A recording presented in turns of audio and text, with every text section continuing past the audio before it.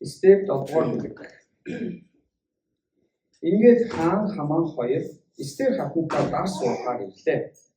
2 дахь өдрийн дайлал дээр дарс бүтэж байх үедээ хаан Эстер хатан чи юу хүсэх гээвэ? Түүнийг чинь чамд өгье.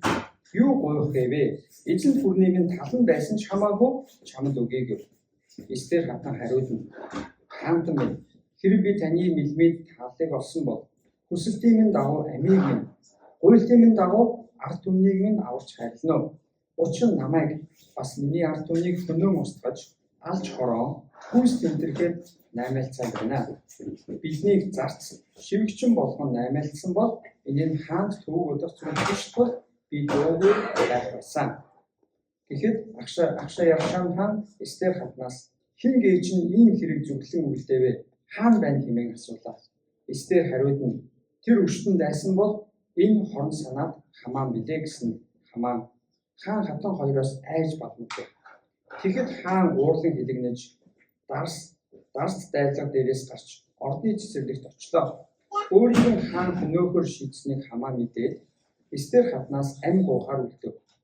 Хааныг ордны цэцэрлэгээс буцаж дарс сууж байсан дайлгын өрөөнд хэдэн орж ирэхэд Эстер хатны байсан буудан дээр Хамаан харуулдан унсан байлаа. Тэгтэл хаан бүр намайг байсаар байтал миний өргөнд хатныг минь доромжлох нь гэв.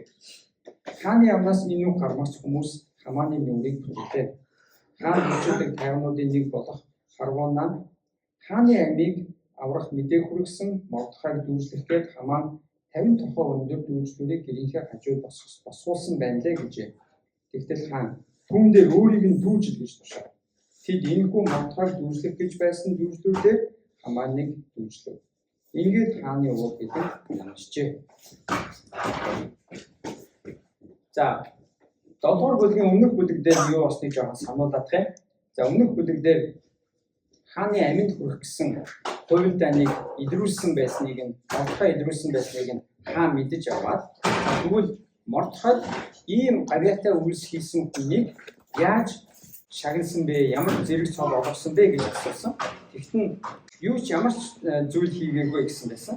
Тэнгүүт нь тэгвэл хааны амийг аварсан энэ хүнийг тэгвэл одны өмнө гаргаж сайшаах ёстой гэж хаан морой авчруулад өөрийнхөө тансаг хувцсыг өмсөж жагаад тэгээд ард түмнийхөө дундуур алхуулсан. Ингэж алхуулахдаа урт талд нь Хамааныг тэр морийг нь хөтлүүлүүлээд алхуулсан байна.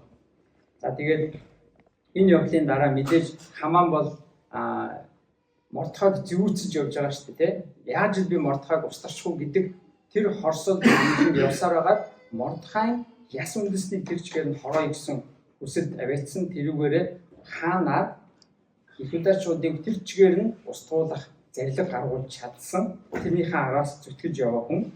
Гэтэл одоо тэгвэл харин өөрийнх нь хорсож байгаа тэр Мордехай өмнө өөрөө ичгүүр шившгтэйгээр одоо даруухнаар одоо даруусгагдаад өөрөө урд нь морийг хөтлөөд хааны тааллыг олсон хүн ийм байдгиймаа гээд олны өмнө алхаад явж байгаа. За тийм үүнийхээ дараагаар гэртээ хараад их нэртэй болон найз нартай хэлсэн чинь за чамайг дороотуулаад ихэлсэн Мордехай Иудаа удмын хүн юм бол чи түүнийг дийлэхгүй.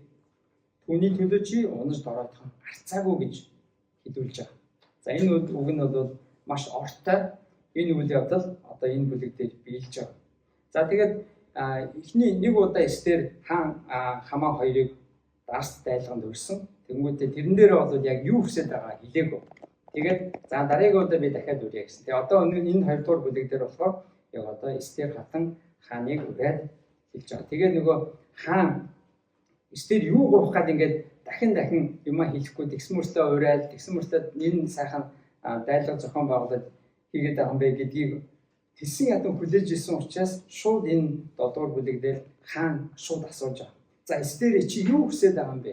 Тэгээ чи хүсэж байгаа юм чи юу юм чи тэрийг хэлж миний бүр хаан тулсын хагсан ч байсан хамаагүй би чамд өгье гэж байна. За тэгээд энэ дээр гарч байгаа тэр хаан тулсынхаа хагсыг хүртэл өгье гэдэг нь бол энэ бол зүгээр нэг тийм би чиний хүслийг юу ч байсан гэсэн биелүүлэхэд билээ. Тэрнээс биш яг өгчлэн хаан тулсынхаа талыг өгнө гэсэн утгаар бол нэг биш. Ер нь одоо жишээлбэл Маркийн 6-гийн 23 дээр Херод хаан тийм Херодиагийн охин маш гоё бүжиглсэн чинь тэр охин ээжээсээ би ямар зүйл хаанаас хүсвэ гэж гуйхад нь хаан за чи надад ч асууж болно. Хаан тулсын маань талан байсан ч гэсэн хамаагүй би чамд өгье гэд яг адилхан зүйлийг хэлдэг. Тэгэхээр энэ бол ер нь хаадын ингээд хүсэл хуйлтанд чинь би хариулахад бэлэн байна. Бүрс элбэг дэлгээр би хариулж өгье гэсэн утгатай тийм хааны өгөөмөр сэтгэлийг одоо илэрхийлж байгаа үг байна. За тэгээд Эстер юу гэж хариулсан бэ гэхээр та амийг минь нэг төсөндөө та миний амийг нэг төсөндөө хэний амийг асууж байна. Хаан өөрийнх нь хатны таны хатан чинь өөх гэж байна. Таны хатан чинь хороогдох гэж байна. Таны нөгөө нэг олон эмэгтэйчүүдийн дундаа шилэн сонгож авсан энэ сайхан эмэгтэй чинь одоо аюул төртөд байна гэж. Тэгээд дээрэс нь ард түмнийг минь авраач гэж. Хэрвээ биднийг зарц шивгчин болгоод наймаалцсан байсан бол энэ бол миний хувьд тань дээр ингэж цайлга дайлга болгоод танаас гуйлт гуйшлага болгох ийм зүйл биш ээ. Харин бидний амнаас аюул төрчөөд байгаа. Таны хатан чинь өөхөх гэж байгаа учраас одоо би харин танаас энэ зүйлийг гуйж байна гэсэн. За тэгээд тэгтэн хаан ингэж хэлж байгаа. За тэгвэл ийм аимшигтай зүйлийг зүрхэлж хийж чадсан хүн хин юм бэ гэд хаан уурсан асууж байгаа. Тэр хүн хаан байна гэсэн. Тэгтэн Эстер за тэр аимшигтай өстөн дайсан бол хорон санаад хамаан билээ гэд яг Хамааны нүдэн дээр нь хаан Хамааныг өөрийг нь зааж өгч. За энэ бол ерөөсөө Эстерийн хувьд нэгэн зоригтой хийсэн юм байна. Ингээ харах юм бол жишээлбэл Эстер хааныг дуудаж агаад те за бид нар аюул төртөд байна, би ч гэсэн аюул төртөд байна. Та биднийг хамгаалаач гэж шууд хоёулахнаа хаанд хэлж болох байсан.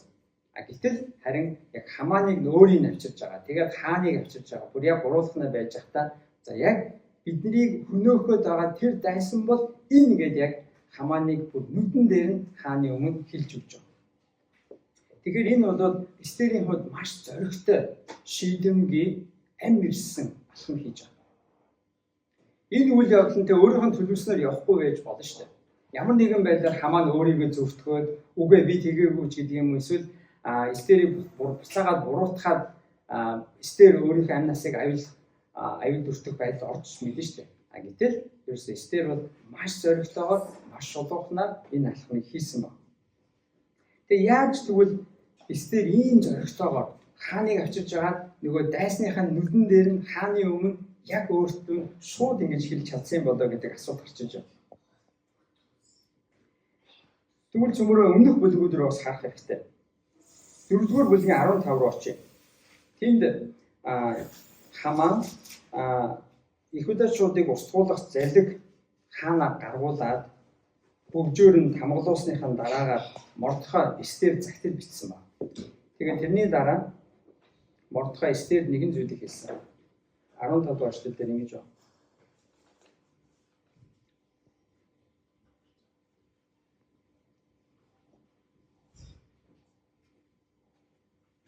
За 14-өөс уншия.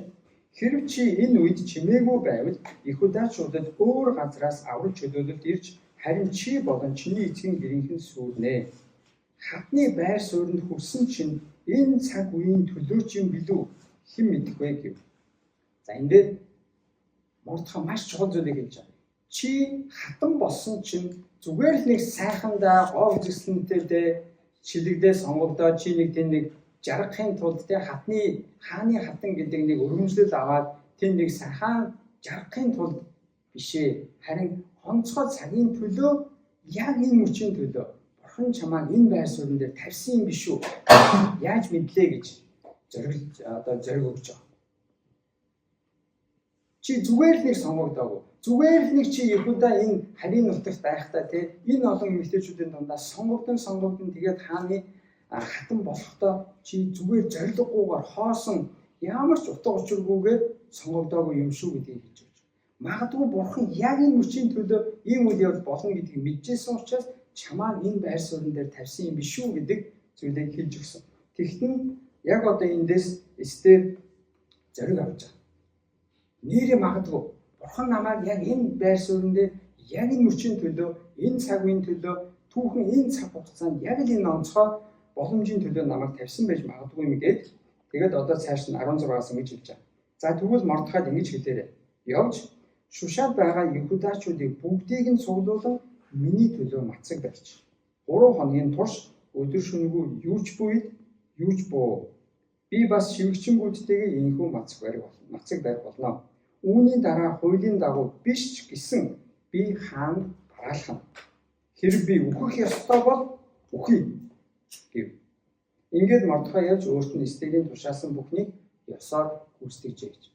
За эндээс тэгвэл Эстер зориг аваад нэрэ бурхан намайг яг энэ цагийн мөчийн төлөө энэ байр суурь дээр тавьсан байж магадгүй юм байна. Тэгвэл би зоригтой байна. Би хөдлөе. Би өөрийнхөө зүгээс хийх зүйлээ хий. Би өөрийнхөө зүгээс чадах юмаа би хийе гэж. Тэгээд өөрийнхөө багийг бүрдүүлж байгаа. Яаж багаа бүрдүүлж байгаа гэхээр за Шушаад байгаа нэг өстө нийслэл байгаа бүх Юдаачуудыг цуглуулад миний төлөө залбирцгаая.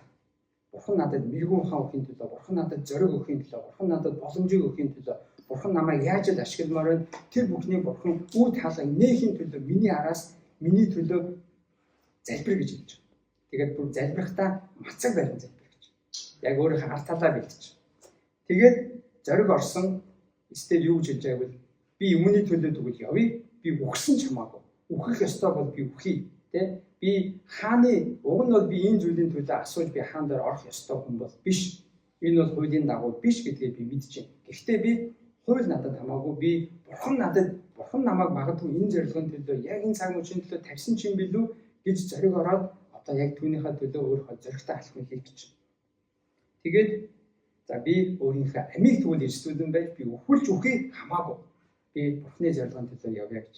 За тэгвэл яагаад тэгвэл Эстер Хаман хаан хоёрыг дуудаж агаад өөр хүмүүсгүйгээр яг гуруулаа бүр яг хамгийн гол 3 хүн байж агаад ийм зоригтойгоор ийм шулуухнаа хийж чадсан бэ гэдгийн зоригийнх нь утга учир нь би бол энэ гэж харж байна.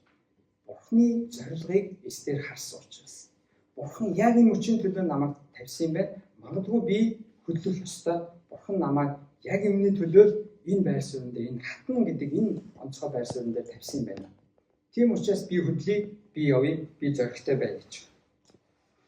Тэгээд одоо энэ дээр хааны өмнө зоригтой болсон. Тэгэнгүүт хаан яасан бэлээ? Өөрийнх нь нөгөө найдаж исэн одоо хамаг ажиллаа өгж исэн одоо барыг ерөнхий одоо орчин үеийнхаар ерөнхий сайдынхаа байр суурин дээр тавьсан байсан Хаман нь ийм тушаалыг гаргуулж Юдаачуудыг тэр дундаа өөрийнх нь хатныг хороох зүйлийг төлөвлөсөн байгааг хаан мэдсэн байна. За тэгэхээр хаан маш их ууралсан.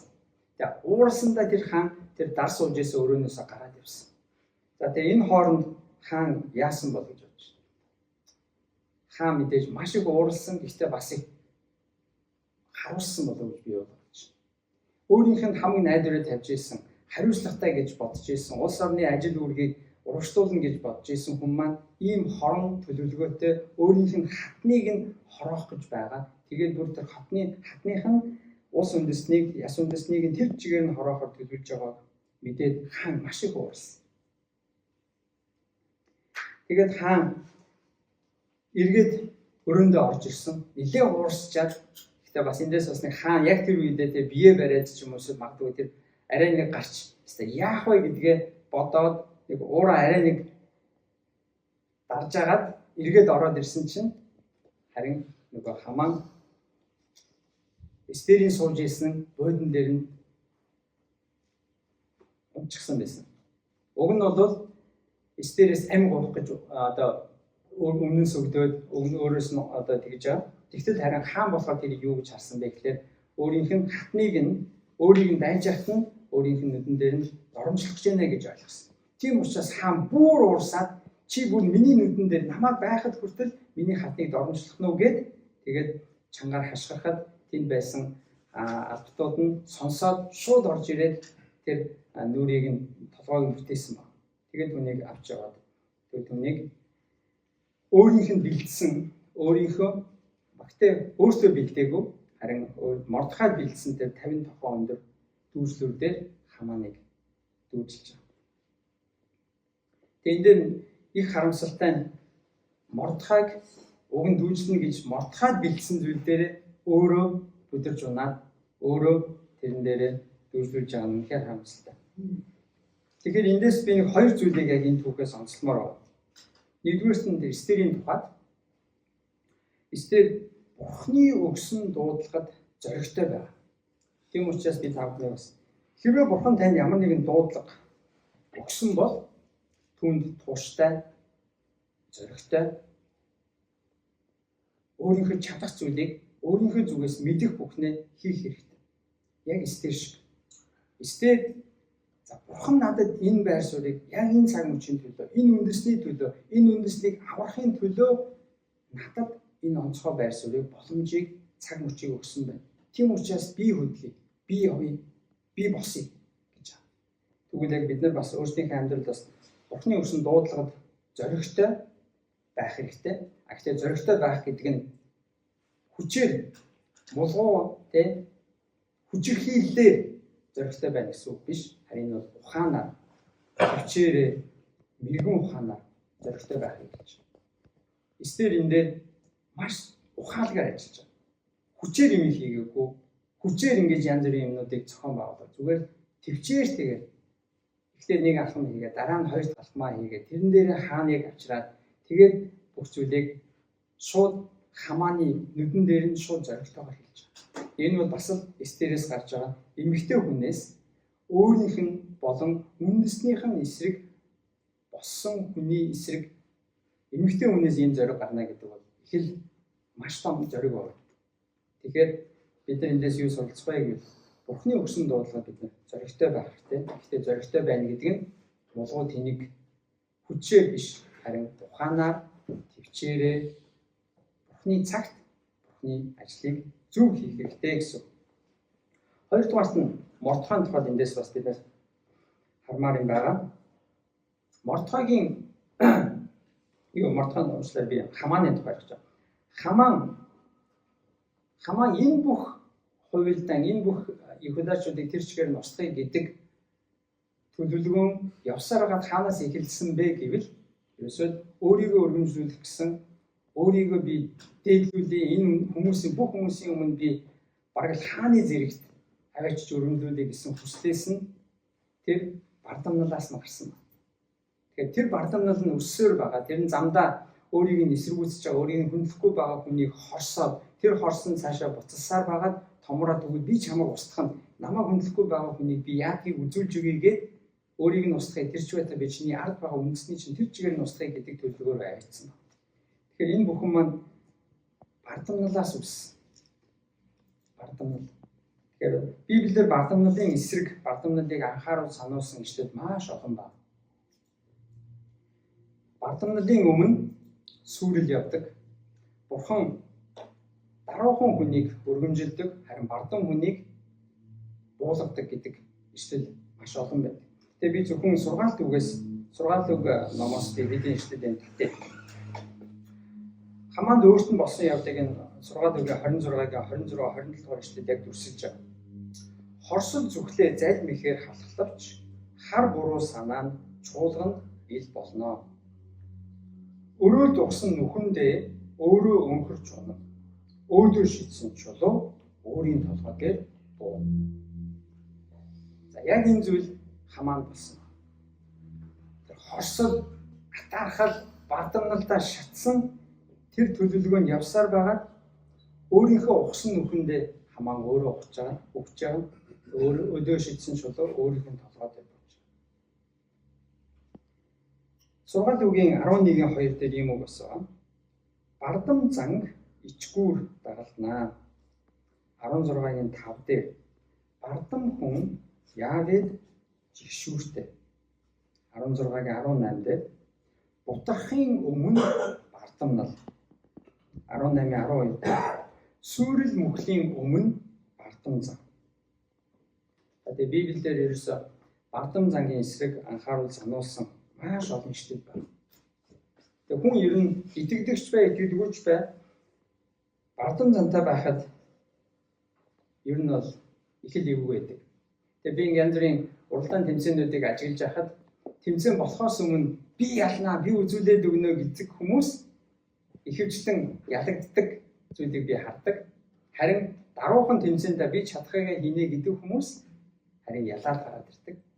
Тэгээ саяхан болсон тэр нөгөө тулааны тэмцээн боллоо шүү дээ сая Монголын инх оргилын. Тэгээд зүгээр тэр яг том тэмцээнээс өмнө өрсөлдөгч нь болохоор тэр би хэрвээ physical Asia-д орсон бол би инх оргилоос илүү байх байсан гэсэн тийм комменттэй юм байсан. Тэгээд яг өөрөө хэлсэн үг мэдэхгүй л байна л да. Хин нэгэн зохиогоод бичсэн байж магадгүй. Хэрвээ тэр үнэн бол тэр хүн тэгж айгүй бардамж байгаа байхгүй.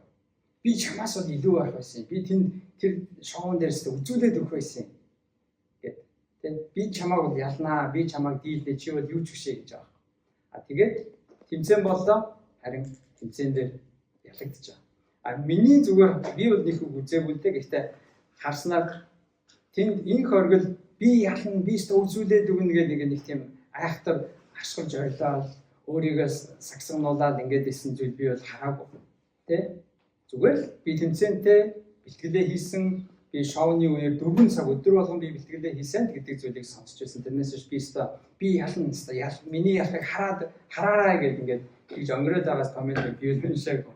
Яг тэрэн шиг үнэхээр бардам байх юм бол яг иймэрхүү зүйлүүд дээр ер нь хүмүүс бүдэрчээд байдаг. Харин даруухнаар өөрийнхөө хийх ёстой зүйлийг хийж байгаа хүмүүст бурхан яаж хийж байгаад итгэдэгч вэ, итгэдэгч вэ, бурхан нэгүслээ үзүүлж идэг. Тэгээд тийм учраас эндээс бидний хоёр дахь сурах зүйл юу вэ гэвэл бардам зан балагтай гэдгийг мэдэх хэрэгтэй. Бардам зан балагтай. Тийм учраас бидний амьдралд ямар нэгэн байдлаар бардам зан бүү байг, бурхны өмнөж бай, хүмүүсийн өмнөж бай.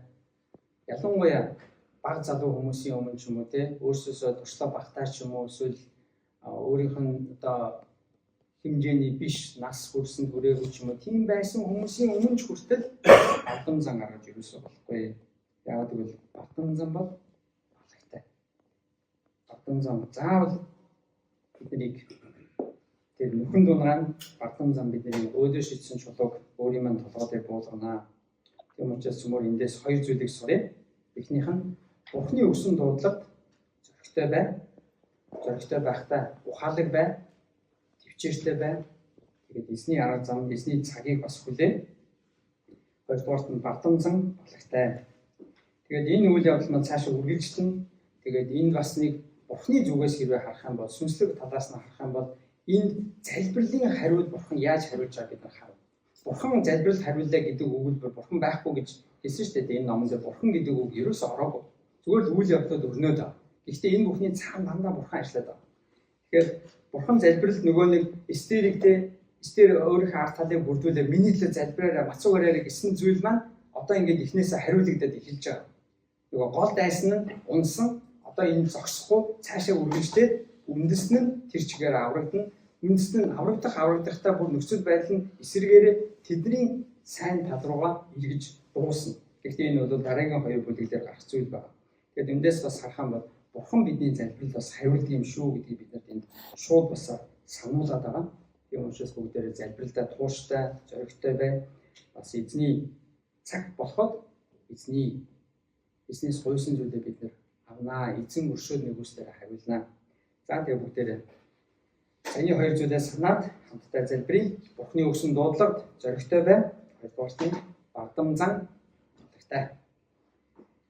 Эзэн бурхан минь танд бид нар баярлалаа. Та өөрийнхөө үгээр энэ Эстер номын түүхээр дамжуулан биднэрт бас ярьж өгж байгаа бидний амьдрал хэрэгтэй зүйлийг хэлж байгаа талархъя. Эзэн минь үнэхээр таны өгсөн дуудлагад бидний бас зоригтой, ухаалаг, төвчээртэй, эрэмгийн шийдвэртэй байхад та туслаарай. Эстер шиг байхад та туслаач. Харин та биднийг хамаан шиг бүү байлгаач. Энэ бардам өнгөрөө сагсуу өөрийгөө өргөмжлүүлэх гэсэн альва хүсэл, сонирхол, хандлагаас та биднийг хамгаалаач, уучлаач, өршөөгөөч. Өөрийгөө өргөмжлөх гэсэн альва сэтлээс эзэн минь сэтлийг та уучлаач, өршөөгөөч. Та биднийг бас өөрчлөөч гэж гоё. Эзэн минь харин Иесус таны нэрийг өргөмжилж, таны нэрийг дээш нь өргөхөд би багсаж, би миний байр суурь доошоо бууж харин Иесус таны байр суурь миний амьдралд улам илүү тодорхой болгоё гэж гоё. Иесус эзэн Паул яг тэгж залбирсан. Эзэн минь үнэхээр би багсаж харин та миний амьдралд улам илүү чухал байр суурьд илүү нөлөөтэй, илүү хүндтэй болох болтугай гэж залбирсан шиг эзэн бид яг тэр залбирлыг танд өргөж байна. Иесусийн нэрээр. Амен.